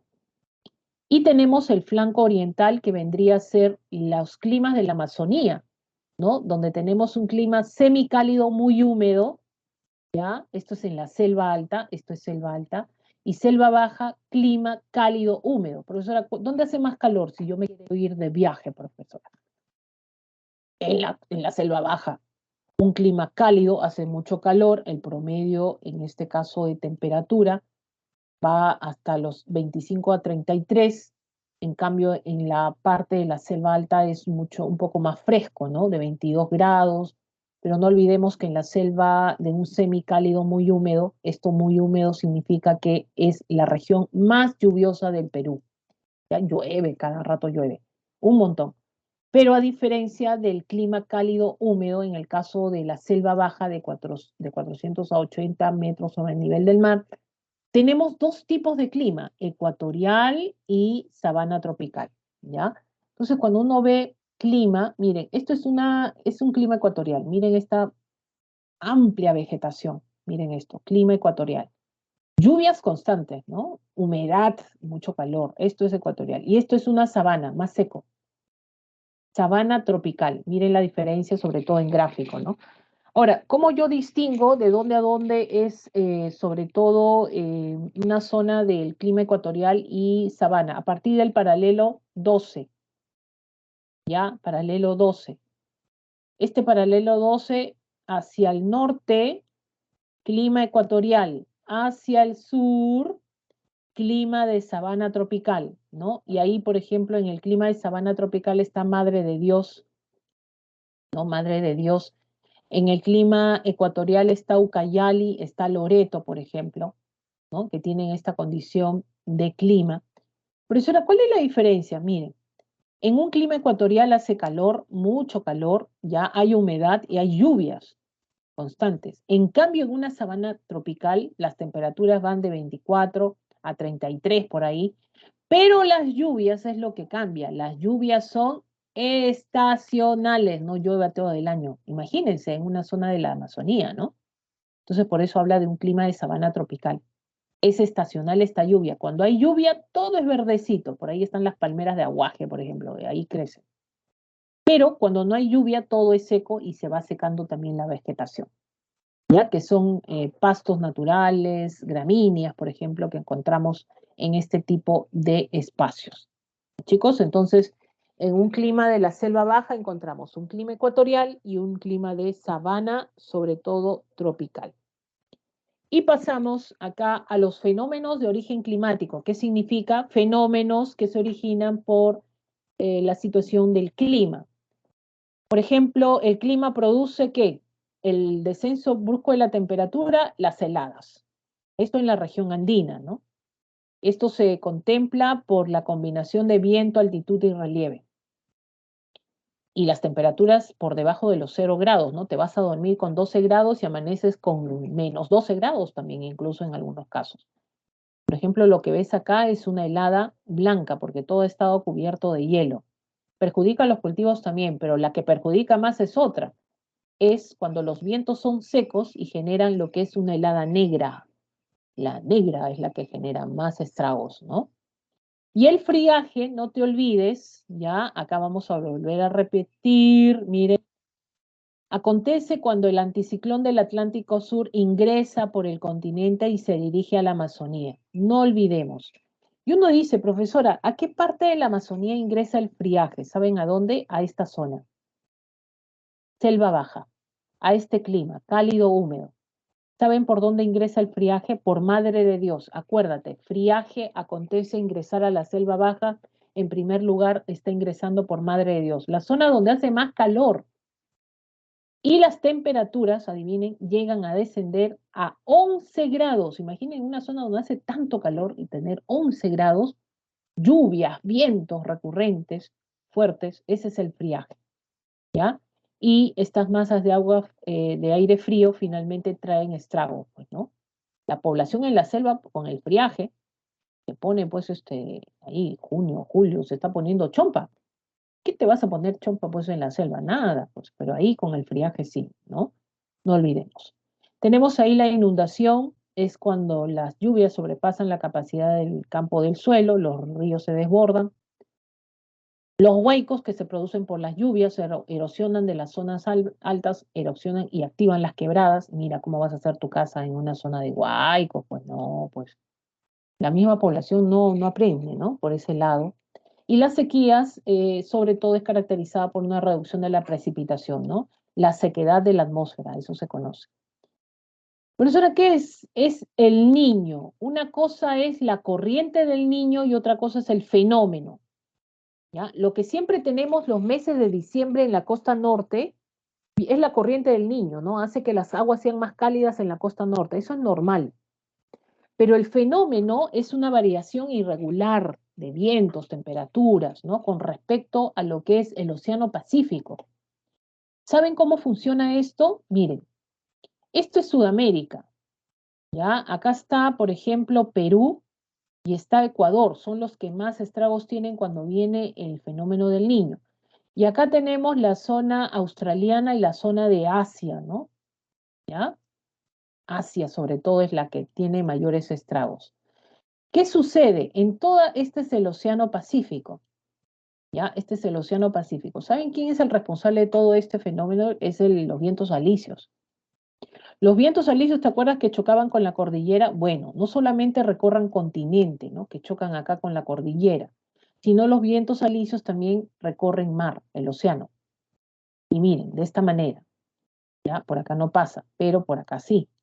Entonces, ¿qué genera esto? Genera que las aguas cálidas que deberían estar en esta zona, ¿ya? Las temperaturas cálidas que deberían estar en esta zona del Pacífico, los vientos alisios los llevan acá, a Asia, lo llevan acá. Entonces, los vientos alisios hacen que todo se comprima acá en Asia, parte de Australia. Entonces, en esta zona, ¿qué va a haber? Una zona tropical, ¿no? Lluvias, humedad, ¿no? Ahí tienes lluvias, humedad, por ejemplo, ¿no? Tormentas, eso es lo que es una zona tropical. Todo esto propiciado por los vientos alisios, ¿no? Los vientos alisios están generando eso. Entonces, en la zona de Perú, ¿qué va a pasar mientras acá es tropical? Acá es seco. Y encima viene la corriente peruana, ¿no? Acá no hay lluvias, acá hay garúas, lloviznas, nada más, es más seco esta zona. Ahora, chicos, cuando viene el fenómeno, para volver a dibujarlo, ¿ya? Cuando viene el fenómeno, ¿qué es lo que pasa? Esto es Asia, ya vamos a volver a dibujar acá, esto es Asia, ¿no? Esta es la zona australiana, ¿no? Esta es la zona, sobre todo sudamericana, ¿no? Entonces acá está Perú, hasta Ecuador, por ejemplo. ¿Qué sucede? Que los vientos alisios ya no recorren el Pacífico. Y como no recorren el Pacífico, o sea, se acabaron los vientos alisios, ¿no? Porque dicen que se elevan más, ¿qué va a pasar? Que estas corrientes cálidas van a trasladarse fácilmente a la zona del otro lado del Pacífico, que es la zona peruana, ecuatoriana, sudamericana. Entonces, estas corrientes cálidas van a llegar a este sector, ¿no? Donde justo estas corrientes cálidas llegan a la zona norte del país, donde acá está la contracorriente, ¿no? La corriente del Niño también. Pero cuando llega el fenómeno, este es el fenómeno del Niño, está llegando de aguas cálidas porque los vientos alisios ya no soplan. ¿Qué sucede? Que este sector norte, jóvenes, se va a calentar más, va a haber mayor evaporación, lluvias fuertes, torrenciales, y mientras acá se llueve, se inunda, en esta zona de Asia no hay lluvias, acá va a haber sequía. Miren cómo genera estragos climáticos en los dos lugares del Pacífico. Y en este sector, mientras en la zona norte lluvias constantes, inundaciones, pérdidas de cultivos, etcétera, ¿qué va a pasar en la zona altoandina? Sequías, falta de lluvia. Todo por el fenómeno del Niño. Este es el fenómeno del Niño, que incluso las aguas cálidas se desprenden a la zona sur, ¿no? Tienden a desprenderse más a la costa centro-sur del país también, ¿ya? Profesora, ¿qué cosa es la niña? La niña es lo contrario, pues, cuando las aguas tienden a enfriarse. Es cuando los vientos alisios soplan demasiado ya, con más fuerza, mucho fuerza, fuerza, fuerza, tanto así que acá se calienta mucho, todo se calienta porque acá se concentra el calor y acá se enfría mucho. ¿Ya? Eso tendría que ser referente a lo que es la niña. Por ejemplo, tienen el gráfico, miren. El niño, las aguas de la costa oriental de Asia, aguas cálidas, van a la costa oriental occidental del Perú. y generan lluvias. La niña es cuando estas aguas frías se van más, ¿no? Acá hay aguas frías, mucho más aguas frías, y acá se concentra lo cálido, que es el efecto contrario, ¿ya? El efecto contrario. Y las consecuencias sabemos que ahí está, por ejemplo, los peces de agua fría, la sardina, la anchoveta, la merluza, cuando viene el fenómeno del niño, migran, pues, buscan, estos son de agua fría, van a buscar aguas frías, migran o se profundizan, ¿no? Y aparecen aguas, especies de aguas cálidas, ¿no? En otro lado. Incremento de la temperatura, aumenta, disminuye el cultivo de algodón y pues vamos a tener cultivos de arroz, ¿no? En gran cantidad. Las inundaciones que se da como consecuencia del niño también, ¿no? Y las fuertes lluvias en la costa inundan y en las sequías tienden a presentarse en las zonas altoandinas. Y la niña, que es el enfriamiento de las aguas, ¿no? Bueno, generan las condiciones climáticas, se vuelven más frías y secas de lo normal, ¿no? Generando problemas económicos en el mundo, la pesca comercial también industrial aumenta. Profesora, ¿cómo que aumenta? Es que hay más anchoveta, pues, en las aguas frías va a haber más anchoveta, ¿no? En ese caso. Muy bien, chicos, voy a dejar para pasar a educación cívica. Eso sería lo último de geografía. Hemos tratado de explicar lo más que se puede con respecto a estos temas. Ahí tenemos las claves 1B, 2D de los ejercicios. En este caso, son vientos planetarios, Damaris. Los vientos alisios son vientos planetarios que no solamente recurren, o sea, son vientos naturales que vienen de la zona sur-este y van y se desplazan a la zona del ecuador terrestre, ¿ya? Estos se forman por la descomposición de la alta y baja presión, que quiere decir por masas de aire que siempre están generando enfriarse o calentándose de acuerdo a la posición de la Tierra, ¿no? Y se desplazan de esta manera. Hay vientos alisios en el hemisferio sur, el hemisferio norte también, ¿ya? Eso para hacerte, sobre todo, más que nada, pues una explicación rápida. Son vientos planetarios, búscalo así, de repente puedes tener más información también. Y justamente estos vientos están recorriendo nuestro territorio que están afectando. Vienen cargados de humedad, muchas veces estos vientos alisios. Bueno, jóvenes, ¿no? Antes que nos pase el tiempo y quiero también explicar la parte de cívica, nos vamos ahí, ¿ya? Tienes ahí, por ejemplo, el verano del cívica. ¿Están viendo, chicos? Porfa, díganme si ven o no ven. ¿Se ve el material? ¿Ya? ¿Se ve el material? ¿Se ve el material? Sí, chicos, sí. Ok, gracias, Sofía. Bueno, ¿qué vamos a ver hoy día, jóvenes en educación cívica? Nos toca ver la parte de, ¿ya? Organización de la sociedad civil, la convivencia democrática, cultura de paz, problemas de convivencia en el Perú, mecanismos democráticos de resolución de conflictos, y también vamos a ver la forma de violencia en el Perú, la violencia, cómo nos afectó, la vida digna, la memoria colectiva, iniciativas para la reconstrucción democrática del Perú de hoy también, ¿ya? Entonces, a tener en cuenta esto. Vamos, organización de la sociedad civil. ¿Y esto qué es? Son personas. Esto puede surgir, grupo de personas que no tienen un fin de lucro, o sea, no buscan un fin económico, ¿no? De beneficio, sino son personas altruistas de ayudar al prójimo, ¿ya? Ya pueden estas organizarse en la sociedad, no dependen del Estado, ojo, puede ser local, nacional e internacional, y está coordinadora de derechos humanos y proética, ¿no? En ese sentido. Y tenemos las organizaciones sociales también, de forma que se organizan personas naturales, jurídicas, ¿ya? Donde vamos a tener, en este caso, que se constituyen sin fines de lucro para su libre decisión, ¿no? Profesora, ¿qué diferencia entre personas naturales y personas jurídicas? Lo que pasa es que personas naturales es aquella que es normal, la normal, la cotidiana que tenemos, que tienes tu profesión, no dependes de una institución, nada, tú tomas tus decisiones como tal, ¿no? Y jurídicas son aquellas sí que ya estamos hablando, aquellas que dependen de una organización, ¿no? Por ejemplo, si tú perteneces a un movimiento político, a un partido político, te conviertes en una persona jurídica. Quiere decir que donde vayas, tú representes ese partido político. ¿no? Y toda decisión que tomes esté influenciado por ese movimiento político, ¿no? O sea, está supeditado a eso, ¿no? Entonces, habla que tú dependes, porque si quieres tomar una decisión, necesitas consultar a tu organismo, a tu organización, movimiento. Entonces, hay una dependencia de por medio, ¿ya?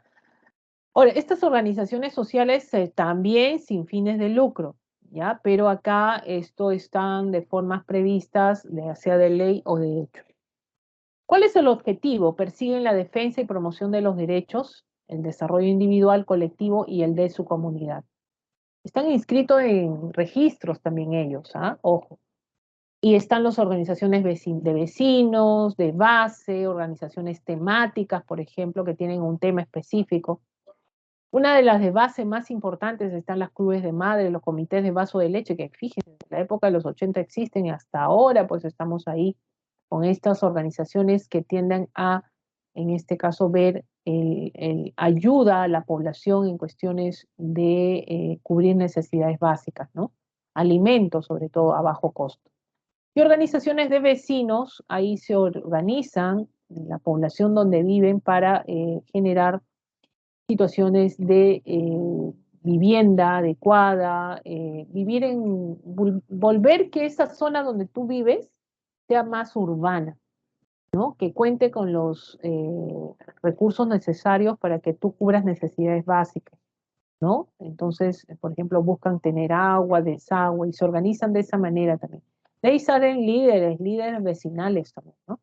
Y también las organizaciones temáticas, por ejemplo, temas específicos, ahí habla de asociaciones juveniles, culturales y deportivas también que hay en la sociedad, ¿ya? Ahora, otra forma de participar en la sociedad es a través de organizaciones políticas. Lo puedes hacer, por ejemplo, a través de partidos políticos o movimientos políticos. Entonces, si tú formas parte de estas organizaciones políticas, vas a ser una persona jurídica de derecho privado, cuyo objetivo es participar de manera lícita en asuntos públicos del país. O sea, tú quieres ser un candidato, ya sea un alcalde, quieres ser congresista, necesitas formar parte de estas organizaciones políticas, ¿no? Ahora, hay una diferencia, ¿no? Entre las dos, ¿no? Profesora, ¿cuándo puedo participar? Yo tengo 16 años. No, tienes que tener la mayoría de edad. Algunos reciben a los jóvenes, ¿no? Para instruirlos, ya estar, ¿no? Adiestrándolos, ¿no? Para que formen parte del movimiento o partido. Pero tienes que, para formar legalmente, pues la mayoría de edad, ¿no? Obtener la ciudadanía, 18 años. Ahora, los partidos políticos, ellos participan y están obligados en participar en los tres niveles, ¿no? Ya sea a nivel nacional, regional y local, ¿ya? En elecciones de presidente, congreso, gobiernos regionales, alcaldes, etc. Y los movimientos políticos pueden participar a nivel regional, ¿no? O sea, eligiendo sus gobernadores regionales y alcaldes, ya sea provinciales o distritales. Chicos, pregunto, ¿un movimiento político puede presentar candidatos al Congreso? A ver. ¿Un movimiento político puede presentar candidatos al Congreso? Eso ha venido a veces en pregunta de examen. A ver.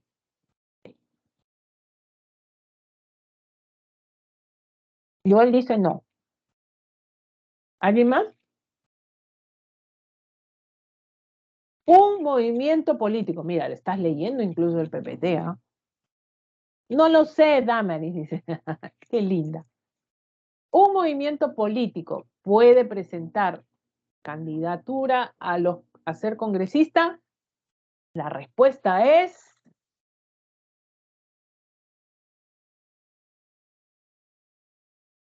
no. ¿No, profesora? No. Acuérdate. Profesora, ¿por qué, profesora? No, porque mira, un movimiento solamente es a nivel regional. Quiere decir que van a presentar candidatos de gobernadores regionales y de alcaldes. Nada más. Para presidente, no. Cuando es un partido político, para todos. Los partidos políticos pueden presentar para congresista, para presidente, para gobernadores, para alcaldes, para todos. ¿Te das cuenta? ¿Ya? Que se te quede para siempre, chicos, esto, ¿ya? Entonces, ahí ve la diferencia también de un movimiento y un partido político. Más envergadura tiene el partido político, ¿no? Y acá están los partidos políticos, los que más destacan. A ver, dime qué partido político falta. Uno que fue fundado en México, dicen. Lo sacaron de la lista, ya no está inscrito, ya no está increíble, ¿ah? El APRA, pues, ya no está el APRA, pues ya no está, no.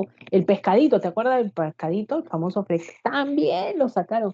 Profesora, ¿por qué lo sacaron? Si era mi partido favorito, ¿no? ¿Saben por qué? Porque no alcanzó por los votos requeridos, el porcentaje de votos requeridos para mantenerse como partido político en la inscripción de registros de partidos del jurado.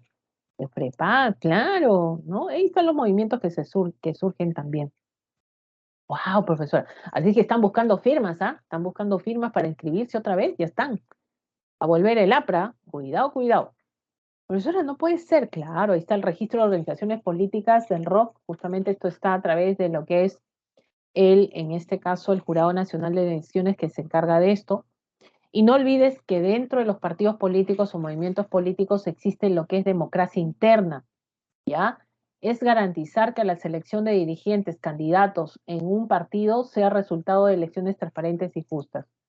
Elecciones internas supervisadas son las elecciones dentro de cada partido para escoger a dirigentes y candidatos. Ahí está la RENIEC, la OMPE y el jurado que está supervisando todo este proceso. Chicos, es lo que quieren cambiar, pues miren, ¿te acuerdas cuando ganó Keiko Fujimori, primer lugar, obtuvo más del 30%, vamos a poner 30% de votos, ¿ya? Segundo lugar, PPK, no sé, por ahí vamos a poner acá, PPK, por ejemplo, obtuvo el 20%. Y así varios partidos políticos, ¿no? Con sus líderes políticos. Ahora, ¿qué sucede? Cuando tú obtienes en primera vuelta el primer lugar y no ganas, porque para ganar las elecciones tienes que ganar pues el 50 más uno, ¿qué sucede? Pues no te quedas tan triste. ¿Por qué? Porque significa que has ganado en primera vuelta, significa que has obtenido el poder legislativo, que la mayoría del Congreso va a estar de Keiko Fujimori o del partido K va a estar en el Parlamento. Los 70 primero de la lista que ellos han puesto se va al Congreso y así va descendiendo, ¿no? Los 40, va pasando así los 30 de acuerdo a los porcentajes que han obtenido. Es por eso que cuando tú vas a ver el Congreso, tú dices, oye, ¿qué hace Kenji acá? Yo no voté por Kenji. ¿Quién no votó por Kenji? ¿Tú has votado por Kenji? Yo tampoco. ¿Y cómo está en el Congreso? Por eso que tú ves a la Chihuahua, a varios congresistas que tú dices, oye, ¿y cómo lo elegí? Yo no lo elegí, dices tú ahí, ¿no? De ahí viene, pues, ¿no? ¿Por qué? Porque se elige por voto porcentual que van así de esa manera, ¿no? Entonces, dicen que hay democracia interna. ¿Qué significa? Que para que no pase eso, ¿ya? En los partidos políticos hay elecciones internas, donde el número 1, el número 2, el número 3, que van a tener el número de los dos candidatos a congresistas, por ejemplo, sean elegidos democráticamente dentro de sus partidos políticos y no a dedo. Eso está prohibido, para que haya más libertad y neutralidad. Jóvenes, es por eso que vamos a tener siempre los mismos congresistas que van a rotar una y otra vez a través de los partidos políticos. La idea, antes, ¿sabes cómo era? Antes era elegir un candidato congresista por voto directo de la población. Tú votabas por tu congresista, por ejemplo, así ingresó Susy Díaz, pues el 13, marcaste el 13 y ganó Susy Díaz, una de las más votadas congresistas en el Perú. Entonces, quiere que la gente elija directamente a los congresistas y no ingresen por voto directo así porcentual. Justamente están buscando la modificación, pues, ¿no? De todo esto, ¿ya? Pero por lo pronto hay democracia interna, ¿no? Para que no haya corrupción. ¿Tú crees? Y las cuotas electorales, ¿ya? Estos son la participación de hombres y mujeres, por ejemplo, en las elecciones, en todas las elecciones hay 50% tanto de hombres como mujeres en participación. El 20% de ciudadanos jóvenes menores de 30 años se aplica para los cargos de consejeros y regionales y en este caso regidores. 15% de representantes de comunidades nativas que también participan en pueblos originarios se aplica para las elecciones regionales y municipales respectivamente, ¿ya? Y jóvenes también tenemos esto de la convivencia democrática, que es importante vivir en armonía, ¿ya? A pesar que pensamos distinto, ¿no? Respetando las diferencias culturales de raza, idioma, religión, en todo momento, sobre todos los derechos. Y esto a través de una cultura de paz, ¿no? ¿Qué cosa es la cultura de paz? Conjunto de valores, actitudes que buscan respetar la vida en todo momento y rechazar la violencia. Y para obtener eso, una cultura de paz, dice que esto está vinculada a lo que es el respeto a la democracia, a los derechos humanos, eliminar la discriminación, la solución de las controversias para el diálogo, erradicación de la pobreza, promoción del desarrollo económico. Bueno, si cumpliríamos todo eso, estaríamos hablando de una cultura de paz adecuada, ¿no? Cosa que es bien difícil. Es por eso que hay problemas, pues, problemas de convivencia en el Perú, ¿no? Esta convivencia que la vamos a describir en un primer principal problema, que es la discriminación. Imagínate este problema que está creciendo, a pesar que, bueno, dicen que una forma de erradicar la discriminación, ¿qué cosa es? Es denunciando, ¿no? Entonces, es el trato diferenciado, desigual, ¿ya? Sin justificación que te hace, te segregan, ¿no? Te menoscaban, ¿no? Justamente, pues, un trato injustificado, ¿no? Que no hay motivo alguno para que traten de esa manera, ¿no? Y en el ordenamiento jurídico está prohibido, ¿ya? Hay que denunciar todo acto de discriminación, ¿no? Puede ser social, étnico, laboral, religioso, ideológico, de la nacionalidad, discapacidad o la orientación social, sexual o la identidad de género, ¿no? Sobre todo es lo que hay que, en este caso, respetar más. Hoy que se están abriendo los canales hoy en día, hay que respetar, ¿no? Por ejemplo, en este país todavía se mantiene esto de la discriminación por el color de tu piel, de tus ojos, de tu pelo, de tu origen. Qué feo, ¿no? Siendo un país como el nuestro, ¿no? Donde todavía incluso autoridades que muestran este tipo de segregación a las personas que son de la zona de los Andes, ¿no? Que los que tienen un trato diferenciado se nota, pues, ¿no? Que tratan de disimularlo, por favor. En un país que es plurimulticultural, no podemos generar esas cosas, ¿no? Y algo que, mira, que se está dando en el Perú, que es la corrupción, el mal uso del poder público, el incumplimiento de los principios del buen gobierno, propósito de obtener ventajas y beneficios para quien actúa para terceros en perjuicio del bienestar general, genera restricciones para el ejercicio de los derechos. Chicos, la corrupción es uno de los problemas más grandes que tiene esta sociedad llamada Perú. La lacra de nuestra sociedad es la corrupción. ¿Quieren ejemplos de corrupción? Prendan la televisión. Todos los días, violencia y corrupción a flor de piel. Tanto así que esto ha crecido, ¿ya? Que tenemos que estudiar tipos de corrupción. Imagínate tú, tipos de corrupción, ¿ya? Profesora, y no vaya a ser que tú vayas a ser un profesional, incluso de San Marcos, ¿ya? Y me vayas a resultar corrupto, corrupta. Pues no, pues chicos, pena privativa de la libertad, en algunos casos con embargo de bienes, ¿ya? Profesora, no, profesora, no. Oye, la frente bien en alto, así te ofrezcan $70,000. Piensa en todo lo que te ha costado ingresar a San Marcos primero para recibir esa plata. Por favor, piénsalo, ¿ya? No te pases, pues, no te pases. Y si caes, no digas que eres de la universidad, pues dite que eres de la, no sé, de otra universidad por ahí. Vamos, a ver, ¿cuál es el que sabemos nosotros? ¿Ya? Miren, para que haya corrupción tienes que, mira, hasta esto aprendemos, ¿no? Tiene que haber un funcionario, ¿ya? Un funcionario del Estado, o sea, público, un funcionario público, ¿no? Eh, Por ejemplo, el primero, el más conocido. Cohecho o soborno. ¿Saben lo que hay acá? Una coima, la platita, porque vas a dar que nadie te ve, ¿no? Entonces, este cohecho o soborno tiene dos formas, el pasivo y el activo. Pues ahora, ¿a eso tengo que aprender? Sí, pues. El pasivo es cuando una persona incurre en este delito, es un funcionario o servidor público que acepta o recibe o solicita la condición de actuar en la entrega, promesa o donativo o ventaja de una parte del ciudadano. Chicos, quieren ingresar las fijas? Ya pues, 10.000 pues. Yo soy la funcionaria y te estoy ofreciendo. Yo como funcionaria te ofrezco o también recibo, ¿no? O acepto y me catalogo como, ojo, que es un ejemplo, ¿ah? Esto está siendo grabado por si acaso, es un ejemplo para que entienda el alumno.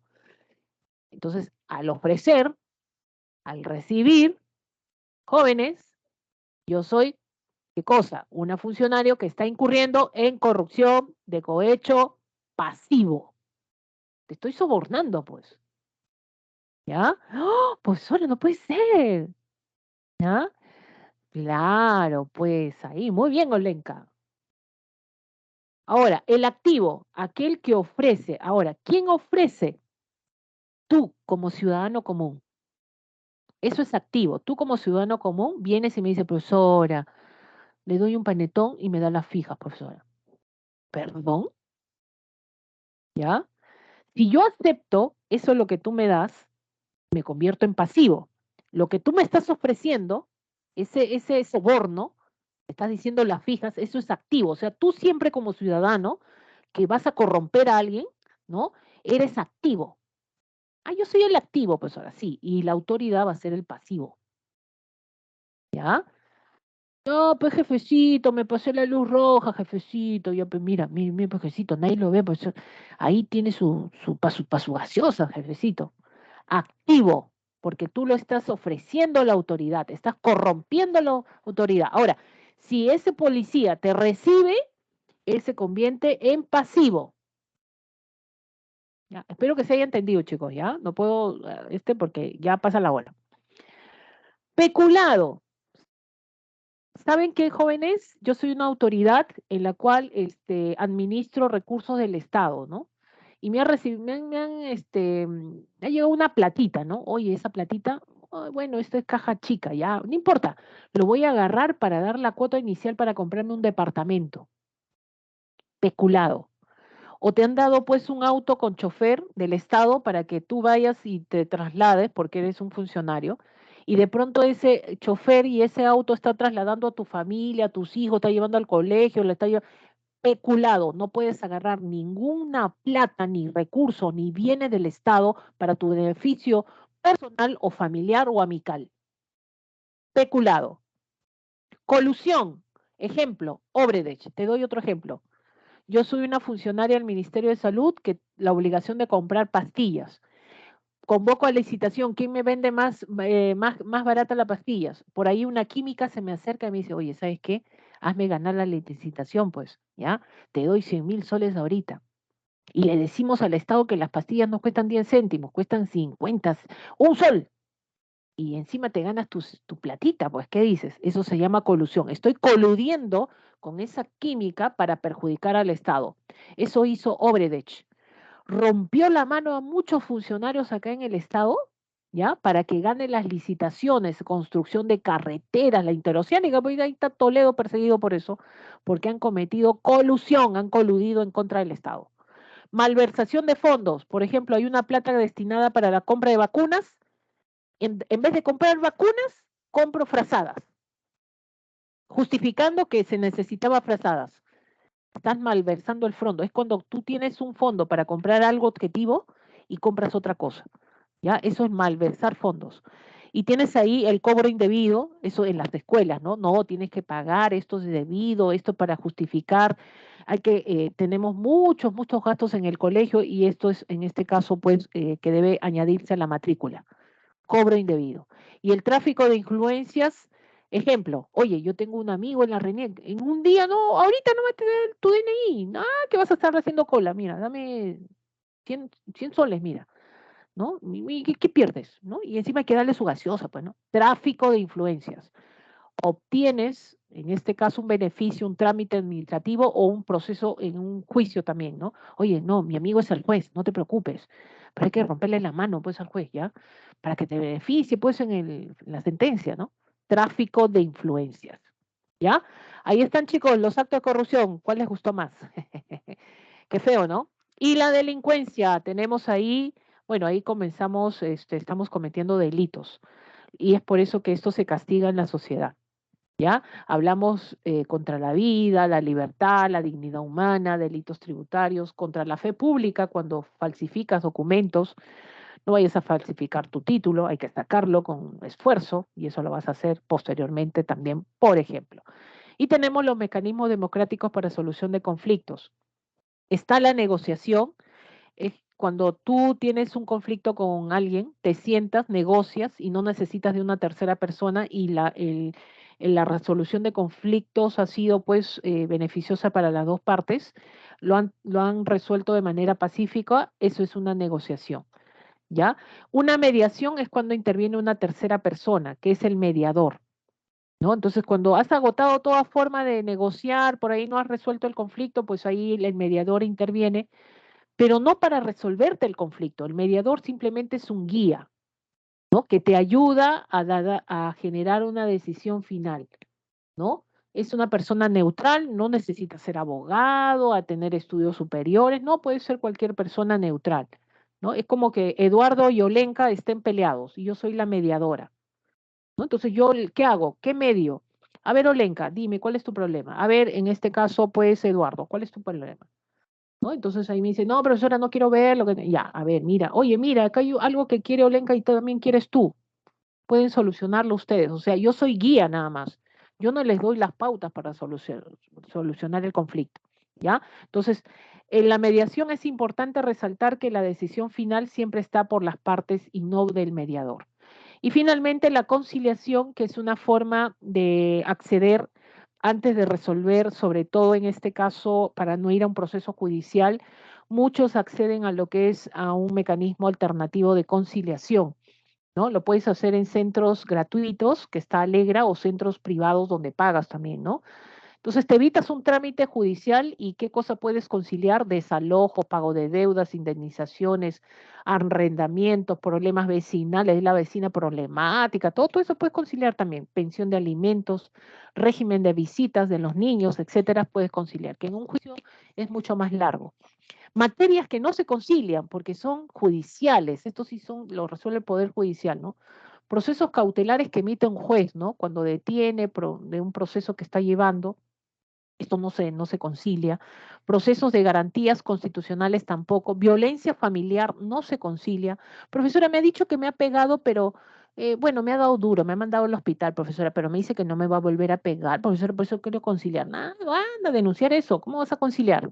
Eso no se concilia.